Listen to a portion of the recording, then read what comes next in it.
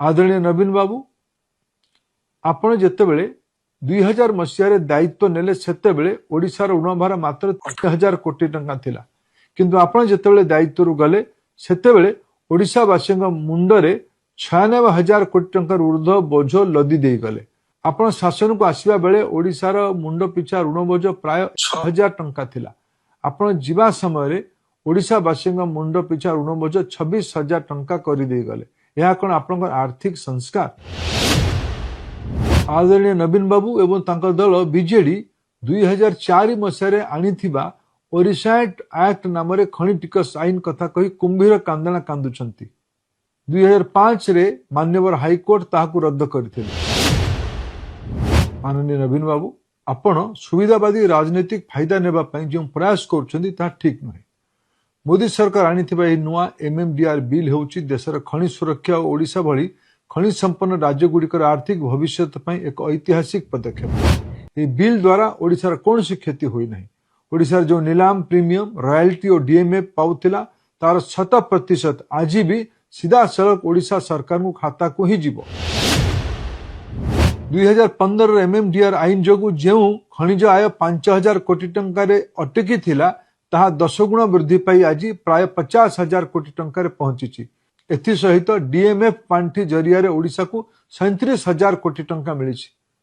माननीय नवीन बाबू यह आपणकर नुहे बरं मोदी सरकार स्वच्छ नीति और रिफॉर्म प्रतिफलन।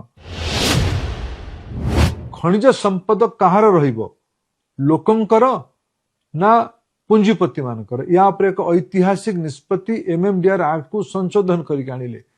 पूरा अधिकार राज्य को गला, प्रीमियम हैला, रॉयल्टी एडवैल्यूरम है कि 15% हैला, ता सह डीएमए भलिया नुआ व्यवस्था तैयारी करागला।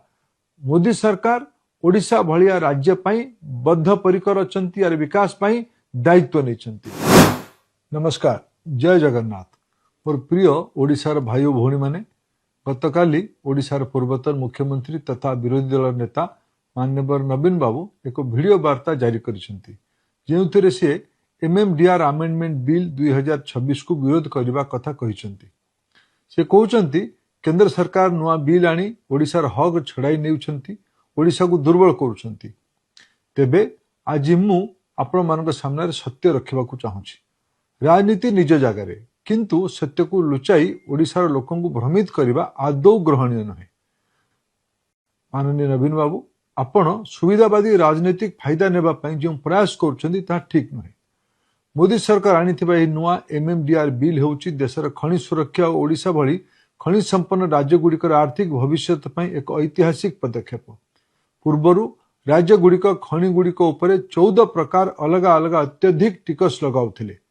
एमएमडीआर बिल रो धारा 9D राज्य गुड़िकरू मूल राजस्व को न छड़ाई मल्टी लेवल टैक्स बोझ को रखिबा पई एक स्पष्ट सीलिंग निर्धारण करूची। यदि खनि उपरे 70% रु 80% मनमुखी टिकस लदी दिया जिवो तेबे लुहा कोयला सीमेंट दाम आकाश छुआ हेबो। ओडिशा समेत भारतर अर्थनीतिर सप्लाई चेन प्रभावित हेबो। इंडस्ट्री एवं इंफ्रास्ट्रक्चर डेवलपमेंट बाधा प्राप्त हेबो।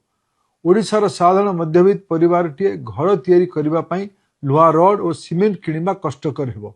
या सहित साइकेल, मोटरसाइकेल, ट्रक और ट्रैक्टर दाम मध्य बढ़िबार संभावना अछि। सबुठु बड़ कथा अत्यधिक टिकस बोझ जोगु केन्दुझर, सुंदरगढ़, झारसुगुड़ा, अनुगुल, जाजपुर खनि और कारखाना गुड़िक बंद हो जाइथांता। सेथिपई लक्ष लक्ष युवक युवती सेमान चाकरी और रोजगार हराई थांते।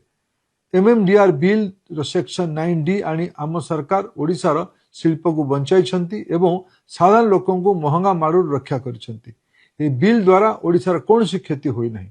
ओडिशार जो नीलाम प्रीमियम रॉयल्टी और डीएमए पाउथिला तार 100% आज भी सीधा सड़क ओडिशा सरकार को खाता को ही जीव।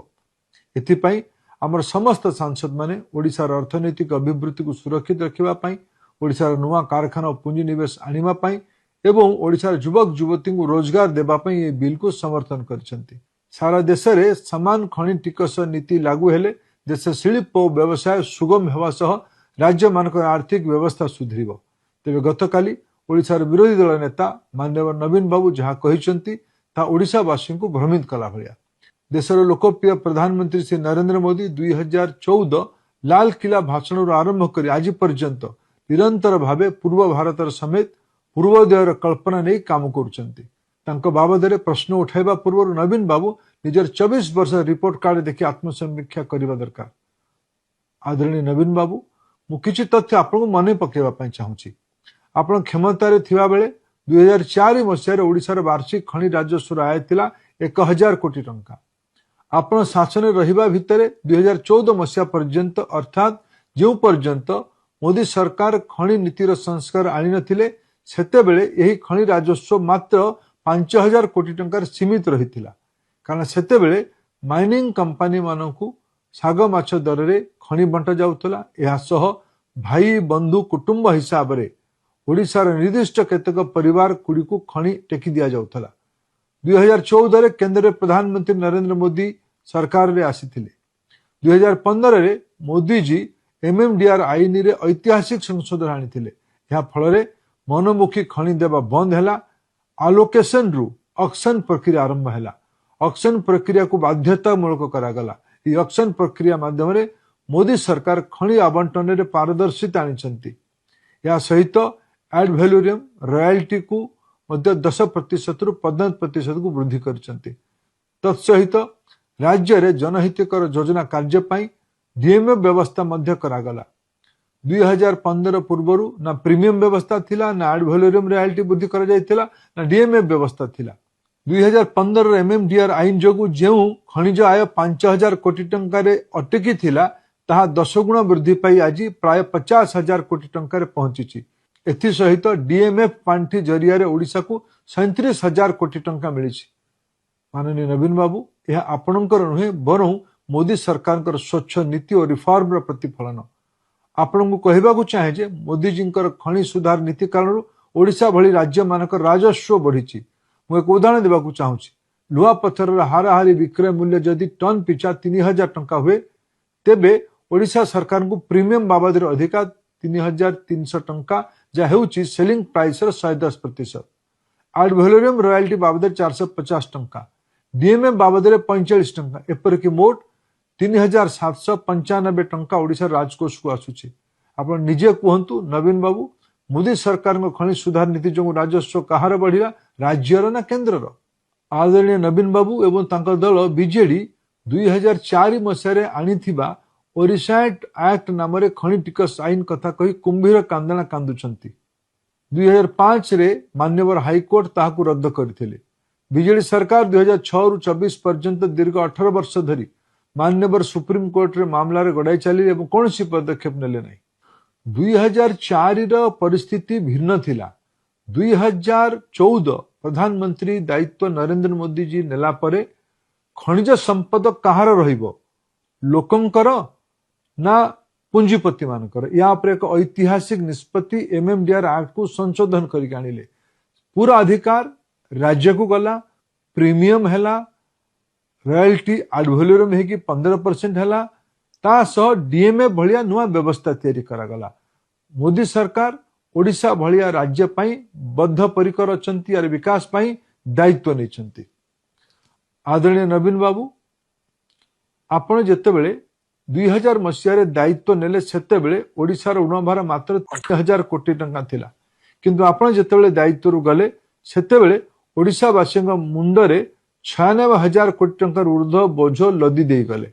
आपण शासन को आसवा बेले ओडिशार मुंड पिछा ऋण बोझ प्राय 6000 टंका थिला। आपण जीवा समय ओडिशावासी मुंड पिछा ऋण बोझ 26,000 टंका कर दे गले। यह कौन आपण आर्थिक संस्कार? माननीय नवीन बाबू आपण युववर्ग भविष्य कथा कही से भ्रमित करने चेष्टा करी कथा आपण मुहर शोभा पाऊना। मोर अनुरोध ओडिशार जनसाधारण को मिछ कही आप भ्रमित करंतु नहीं। ये बिल द्वारा ओडिशा कौन लाभ पाइब ता निजर मत रखिले ओडिशावासी खुशी हेबे। धन्यवाद। जय जगन्नाथ।